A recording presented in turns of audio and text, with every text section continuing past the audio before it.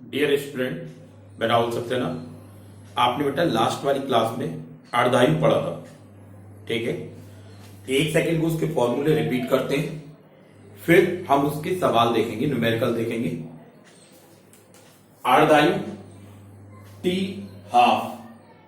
अर्धायु क्या है? वह समय अंतराल जिसमें कोई रेडियोएक्टिव पदार्थ अपनी प्रारंभिक मात्रा का आधा रह जाता है, उसे अर्धायु काल कहते हैं। वह समय अंतराल जिसमें कोई रेडियोएक्टिव पदार्थ अपनी प्रारंभिक मात्रा का आधा रह जाता है, उसे अर्धायु काल कहते हैं। अर्धायु को टी हाफ से दिखाते हैं। अर्धायु टी हाफ बराबर होता है 0.693 अपॉन लैम्डा। ठीक बेटा, यहां पर लैम्डा आपका 6 नियतांक है, 6 नियतांक। इसके अलावा इसका एक और सूत्र है, वो है आपका n upon n naught is equal to 1 upon 2 के ऊपर n, जो हमने लास्ट वाली क्लास में नोट में लिखा था आपका। यहां पर n नॉट रेडियोएक्टिव पदार्थ की प्रारंभिक मात्रा, n विघटन के बाद शेष मात्रा, विघटन के बाद शेष मात्रा, और स्मॉल n अर्धायु कालों की संख्या है। अर्ध आयु कालों की संख्या, और स्मॉल n बराबर होता है स्मॉल t बटे टी हाफ। स्मॉल t आपका बेटा कुल समय है, और जो टी हाफ है वो आपका अर्धायु काल है, अर्ध आयु काल। आज हम इस अर्धायु के जो फॉर्मूले इन पर बेस्ड न्यूमेरिकल करेंगे, ठीक है। आपका टॉपिक है अर्धायु। अर्धायु किसे कहते हैं? कोई रेडियोएक्टिव पदार्थ जितने समय में अपनी प्रारंभिक मात्रा का आधा रह जाता है, उसे अर्धायु काल कहते हैं। अर्धायु काल को टी हाफ से व्यक्त करते हैं। टी हाफ बराबर 0.693 अपॉन लैम्डा। लैम्डा आपका 6 नियतांक होता है। n अपॉन एन नॉट बराबर 1 अपॉन 2 की पावर n। यहां n प्रारंभिक मात्रा, n नॉट प्रारंभिक मात्रा, n विघटन के बाद शेष मात्रा, स्मॉल n अर्धायु कालों की संख्या है। स्मॉल n बराबर होता है t बटे टी हाफ। स्मॉल t कुल समय है और टी हाफ क्या है? इसका अर्धायु काल है। अब हम इस पर आधारित सवालों को देखेंगे बेटा।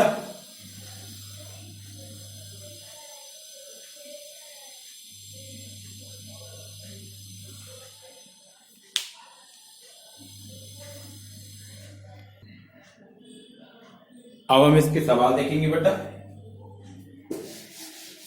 जैसे आपका एक सवाल, किसी रेडियोएक्टिव प्रतिदर्श में, किसी रेडियो एक्टिव प्रतिदर्श में 1000 परमाणु हैं, 1000 परमाणु हैं, जिनके लिए अर्धायु कैपिटल टी है, जिनके लिए अर्ध आयु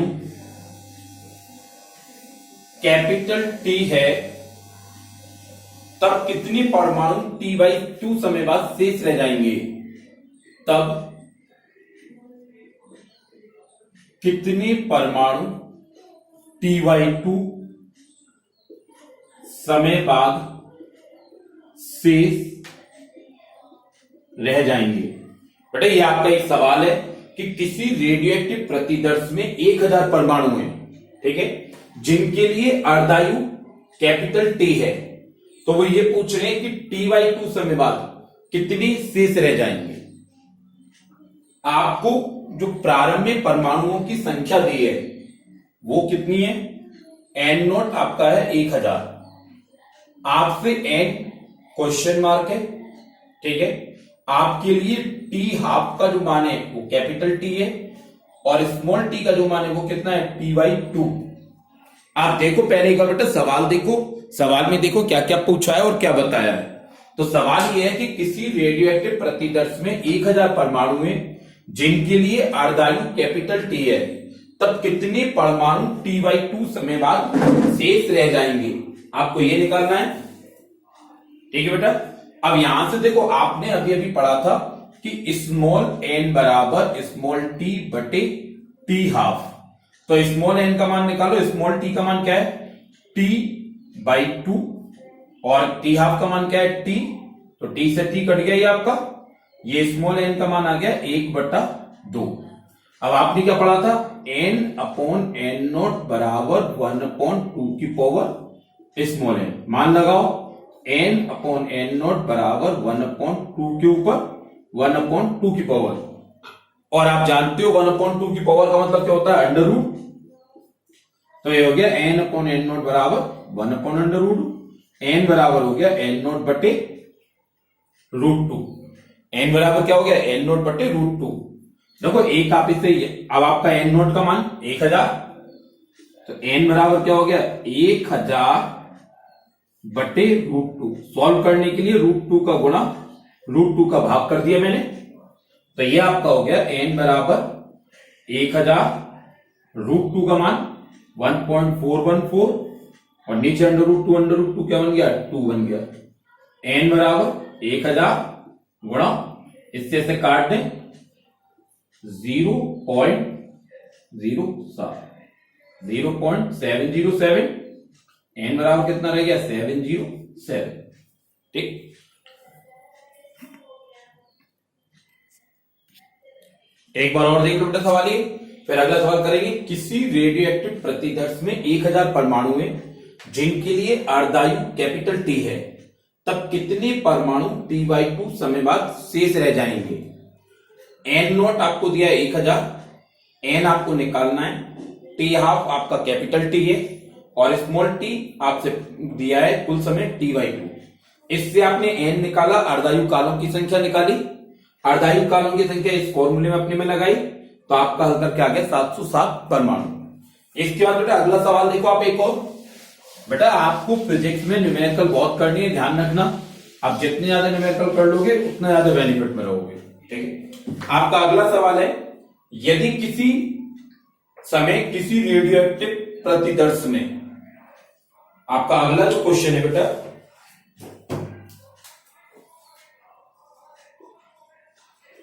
यदि किसी समय किसी रेडियो एक्टिव प्रतिदर्श में 1.024 गुणा 10⁻²4 सक्रिय परमाणु हैं, सक्रिय परमाणु हैं, तो 8 अर्धायु कालों बाद, 8 अर्धायु कालों बाद शेष परमाणु कितने होंगे। देखो बेटा आपका ये एक और सवाल है, इसी का सवाल यह है कि यदि किसी समय किसी रेडियोएक्टिव प्रतिदर्श में 1.024 गुणा 10⁻²4 सक्रिय परमाणु हैं, तो 8 अर्धायु कालों बाद शेष परमाणु कितने होंगे। आपको n0 फिर से यानी प्रारंभ में नाभिकों की संख्या, परमाणुओं की संख्या दी है 10⁻²4। ठीक है। इसमें आपसे कहा है 8 अर्धायु काल, यानी सीधे सीधे n का मान दे दिया 8, n आपसे क्वेश्चन मार्क है। ठीक है बेटा। हम जानते हैं, क्या जानते हो बेटा आप जानते हो कि n/n0 बराबर 1/2 के ऊपर स्मॉल n की पावर। ठीक है। तो n, अब n इजिकल टू आपका हो गया n0 1/2 के ऊपर स्मॉल n की पावर, सबकी वैल्यू लगाओ बेटा। n0 की वैल्यू 1.024 गुणा 10⁻² गुणा 1/2 के ऊपर 8 की घात। ठीक है। देखो न्यूमेरिकल करते समय जल्दबाजी नहीं करनी है। आप ये मान के चलो आप बहुत छोटे बच्चे हो और पहली बार कर रहे हो, जल्दबाजी नहीं करनी है। ये दशमलव हटाया, नीचे आपने इसका 1000 लिख दिया, 3 अंक हैं इसलिए। अब n बराबर ये आपका हो गया 1024 गुणा 10 की घात 24, और ये 3 ऊपर पहुंचे तो माइनस के, और ये 1/2 के ऊपर 8 खोलोगे तो 256, 2 की पावर आप 8 बार खोलोगे 256, 256 से ये आपका कट जाएगा,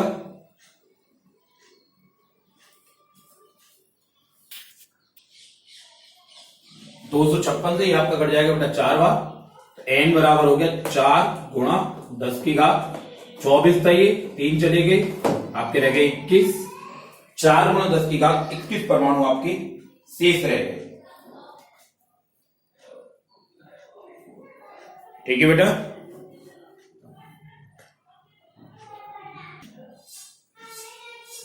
ठीक है बेटा।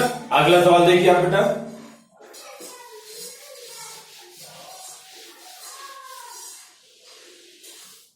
अगला आपका सवाल है एक, ये जो अगला सवाल है ये last year, second last year board में आया हुआ सवाल है। एक रेडियोएक्टिव समस्थानिक, एक रेडियो एक्टिव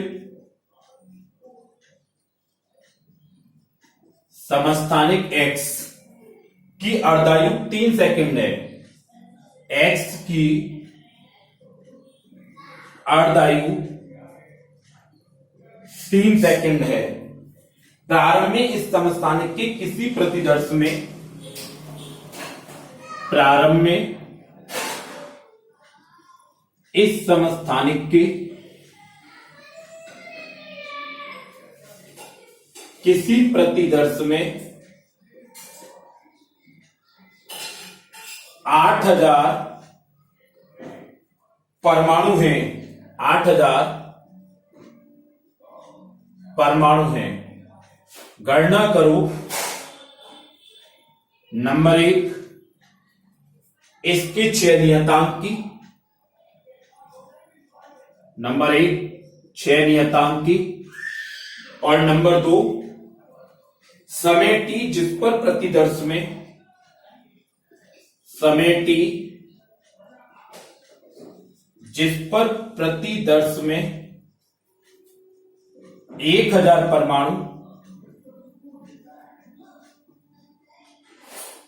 शेष रह जाएं। यह आपका बेटा सवाल है, एक बार आप सवाल को देखो, सवाल क्या पूछ रहा है, फिर इसे करेंगे। ठीक है, सवाल आपका यह है कि एक रेडियोएक्टिव समस्थानिक है, यानी आपका कोई रेडियोएक्टिव समस्थानिक है जिसका नाम इन्होंने एक्स रख लिया, उसकी अर्धायु 3 सेकंड है। प्रारंभ में इस समस्थानिक में जो परमाणु थे वो 8000 थे। आपको गणना ये करनी है इसका क्षय नियतांक क्या होगा और वह समय t क्या होगा जब इसमें 1000 परमाणु शेष रह जाए।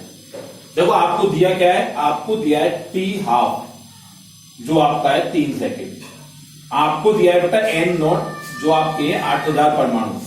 ठीक है, आपसे लैम्डा क्वेश्चन मार्क है, आपसे n क्वेश्चन मार्क है, लेकिन कब t, आपसे t क्वेश्चन मार्क है, लेकिन कब, जब आपका n की जो वैल्यू है वो 1000 होती है। ये आपका सवाल है जो सिंबल्स में बदल गया। ठीक है, अब देखो लैम्डा की वैल्यू निकालने के लिए तो आप जानते हो सीधे सीधे कि t हाफ बराबर 0.693 अपॉन लैम्डा होता है। आपको लैम्डा की वैल्यू चाहिए तो 0.693 अपॉन t आप हो जाएगा। आप इसकी वैल्यू लगाओगे तो लैम्डा बराबर 0.693 अपॉन 3, तो लैम्डा बराबर 0.231 पर सेकेंड। ठीक है, अब दूसरा आपको क्या चाहिए, स्मॉल टी चाहिए, तो आपने क्या पढ़ा है, n अपॉन n नॉट बराबर 1/2 की पावर स्मॉल n, ये पढ़ा है आपने।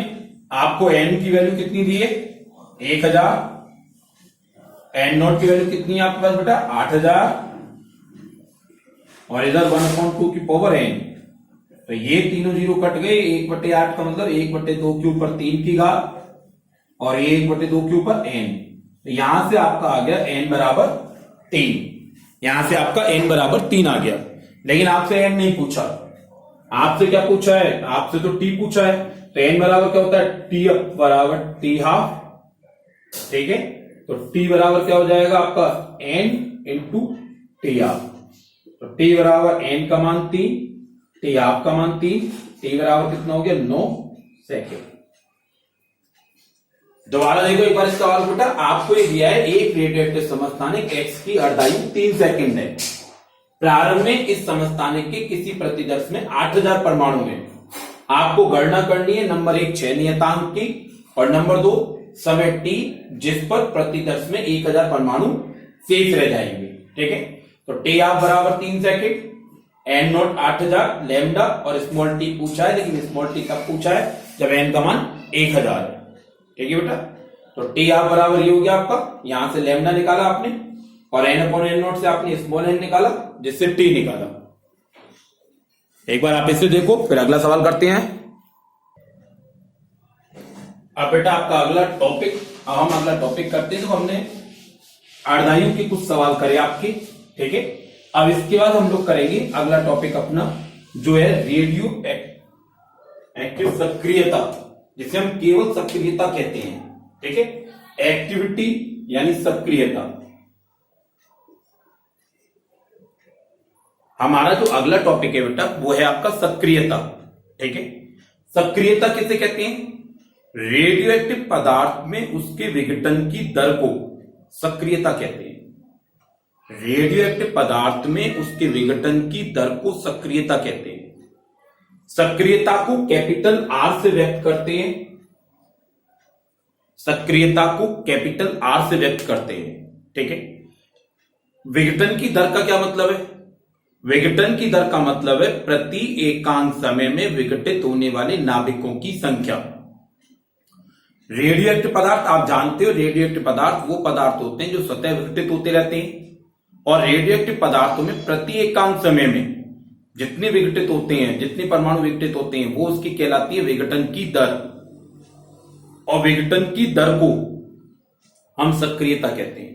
ठीक है, वैसे देखो आपने पीछे रेडियो एक्टिवता जहां पढ़ी थी वहां आपने रदरफोर्ड सोडी का नियम पढ़ा था। वहां आपने पढ़ा था कि विघटन की दर अर्थात dN/dt प्रोपोर्शनल n, किसी रेडियो एक्टिव पदार्थ के विघटन में विघटन की दर उस समय उपस्थित सक्रिय परमाणुओं की संख्या के समानुपाती होती है। तो -dN/dt प्रोपोर्शनल था लैम्डा। अगर और नहीं ध्यान आ रहा हो तो एक बार और देखो आपने ये लिया था n नॉट प्रारंभिक है, तो t समय बाद n शेष रह जाते हैं, जिसके लिए dN परमाणु dt समय में विघटित होते हैं। तो विघटन की दर अर्थात dN/dt ऋण चिन्ह ये बताता है कि समय के साथ नाभिकों की जो संख्या है वो कम हो रही है। विघटन की दर उस समय उपस्थित सक्रिय परमाणुओं की संख्या n के समानुपाती होती है। -dN/dt proportional n।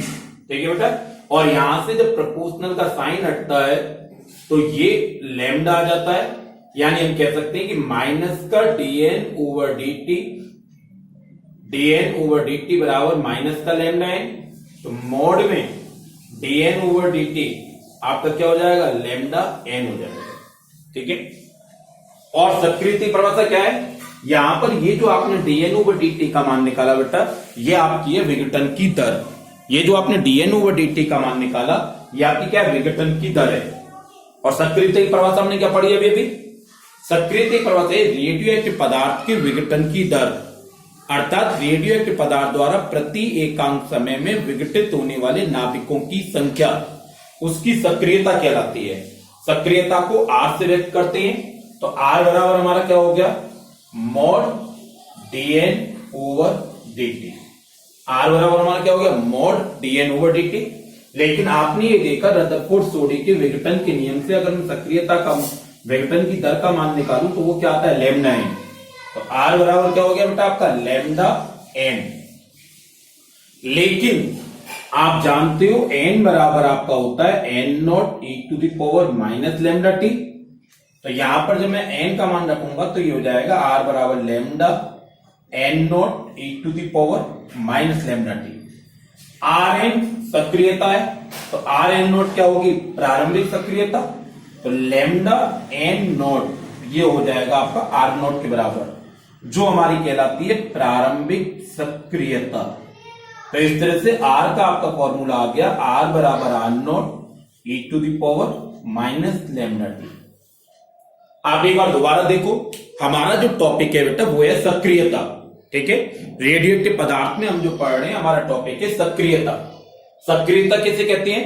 रेडियोएक्टिव पदार्थ में विघटन की दर। रेडियोएक्टिव पदार्थ में पदार्थ के विघटन की दर। विघटन की दर का तात्पर्य क्या है? प्रति एकांक समय में विघटित होने वाले नाभिकों की संख्या। विघटन की दर का तात्पर्य क्या है? प्रति एकांक समय में विघटित होने वाले नाभिकों की संख्या विघटन की दर कहलाती है। ठीक है बेटा, तो विघटन की दर यानी आर बराबर क्या हो गया? Mod dN over dt। क्यों dN ओवर dt का मतलब विघटन की दर, मॉड इसलिए लिया, हमारा चिन्ह से मतलब नहीं है इस समय। और ये हमने कहां से निकाला? ये हमने रदरफोर्ड-सोडी के विघटन नियम से, कि किसी रेडियोएक्टिव पदार्थ के विघटन की दर उस समय उपस्थित सक्रिय परमाणुओं की संख्या के समानुपाती होती है। माइनस का चिन्ह यहां पर यह बताता है कि परमाणुओं की संख्या समय के साथ कम हो रही है। और जब यहां पर समानुपाती हटाते हैं लैम्डा आता है, लैम्डा 6 नियतांक के, तो dN ओवर dt बराबर क्या हो गया? माइनस का लैम्डा n। तो मॉड dN ओवर dt बराबर क्या हो गया? Lambda n। और ये मान यहां रख देंगे तो r का मान क्या हो गया आपका बेटा? Lambda n। अब लेकिन n बराबर आपने क्या पढ़ा है? n naught e to the power minus lambda t। तो जब n का मान रख देंगे तो r बराबर क्या हो जाएगा? Lambda n naught e to the power minus lambda t। और lambda n naught r naught होता है जो हमारी प्रारंभिक सक्रियता है। क्यों? लैम्डा n का मान r, तो लैम्डा n नॉट का मान क्या होगा? r नॉट, प्रारंभिक सक्रियता। तो r बराबर आ गया r naught e to the power minus lambda t। एक बात और देखो, ये जो फॉर्मूला है वो इसी के समरूप आ रहा है। n बराबर n naught e to the power minus lambda t, तो r बराबर r naught e to the power minus lambda t। ठीक है, यहां से अगर यहां आप देखो तो n अपॉन n नॉट का मान क्या हो गया? e to the power minus lambda t। ठीक है बेटा, और यहां पर देखो तो क्या हो गया? r अपॉन r नॉट बराबर e to the power minus lambda t। ठीक है, आपने एक नोट पढ़ा है कि n अपॉन n नॉट बराबर होता है 1 अपॉन 2 की पावर स्मॉल n। ये आपने पीछे पढ़ा है। जब n अपॉन n नॉट की वैल्यू ये है तो r अपॉन r नॉट की वैल्यू ये है, तो हम r अपॉन r नॉट लगा सकते हैं यहां पर। तो आप इसका मतलब ये मानो कि r अपॉन r नॉट बराबर भी 1 अपॉन 2 की पावर n होता है। ये नोट इस पर भी लागू होता है। r बराबर r नॉट, r बराबर r naught e to the power minus lambda t, तो r अपॉन r नॉट बराबर 1 अपॉन 2 n। अच्छा, ये जो रेडियोएक्टिव पदार्थ की सक्रियता है इसका आपका मात्रक क्या होता है? इसका मात्रक होता है विघटन प्रति सेकंड। अब हम इसकी मात्रक की बात करेंगे। मैं इन्हें हटा रहा हूं सबको, ठीक है, केवल r को लेकर रहने रहा हूं। अब हम जो बात करेंगे वो इसके मात्रक की बात करेंगे। इसका मात्रक होता है विघटन प्रति सेकंड। मात्रक क्या है इसका? विघटन प्रति सेकंड। ठीक है, हम इसे 6 प्रति सेकंड भी कहते हैं, 6 प्रति सेकंड। और ये जो विघटन प्रति सेकंड है अथवा 6 प्रति सेकंड है, इसे हम कहते हैं बेकुरल। इसे हम कहते हैं बेकुरल और बी क्यू से दिखाते हैं। तो 1 बेकुरल इज इक्वल टू 1 विघटन प्रति सेकंड या 1 बेकुरल इज इक्वल टू 1 विघटन प्रति सेकंड। बेकुरल जो नाम है वो हेमकेस पद्धति में आएगा आपका। ठीक है, और ये जो दिया गया है वो हेनरी बेकुरल के नाम पर दिया गया है। इसका एक और अन्य मात्रक है जो क्यूरी है। इसका एक अन्य मात्रक क्यूरी भी है और क्यूरी को हम सीआई से व्यक्त करते हैं। रेडियोएक्टिव पदार्थ की जो सक्रियता है, सक्रियता का मात्रक क्यूरी भी है और क्यूरी को हम सीआई से व्यक्त करते हैं। एक क्यूरी बराबर होता है 3.7 गुणा 10 की घात 10 विघटन प्रति सेकंड। विघटन प्रति सेकंड। एक क्यूरी बराबर 3.7 गुणा 10 की घात 10 बेकुरल। ये क्यूरी और बेकुरल में आपका रिलेशन है बेटा।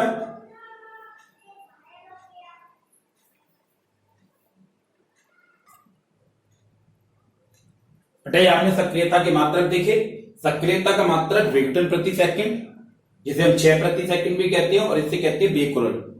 एसआई पद्धति में इसका जो मात्रक है वो बेकुरल है। ठीक है, इसका एक अन्य मात्रक क्यूरी भी होता है। क्यूरी को सीआई से दिखाते हैं। एक क्यूरी बराबर 3.7 गुणा 10 की घात 10 विघटन प्रति सेकंड होता है। इसका एक मात्रक रदरफोर्ड भी होता है। रदरफोर्ड को आरडी से व्यक्त करते हैं। एक रदरफोर्ड बराबर 10 की घात 6 बेकुरल होता है। ठीक है, ये आपने रेडियोएक्टिव पदार्थ की सक्रियता पढ़ी। अब हम सक्रियता का एक सवाल करेंगे बेटा। अब हम सक्रियता का सवाल करेंगे। सक्रियता का सवाल, किसी रेडियोएक्टिव पदार्थ की सक्रियता, किसी रेडियो एक्टिव पदार्थ की सक्रियता 7.5 घंटा है। अपनी प्रारंभिक मात्रा, यह अपनी प्रारंभिक मान का 1/32 रह जाती है। 1/32 रह जाती है। प्रतिदर्श में परमाणुओं की अर्धायु ज्ञात करो। प्रतिदर्श में परमाणुओं की अर्धायु ज्ञात करो।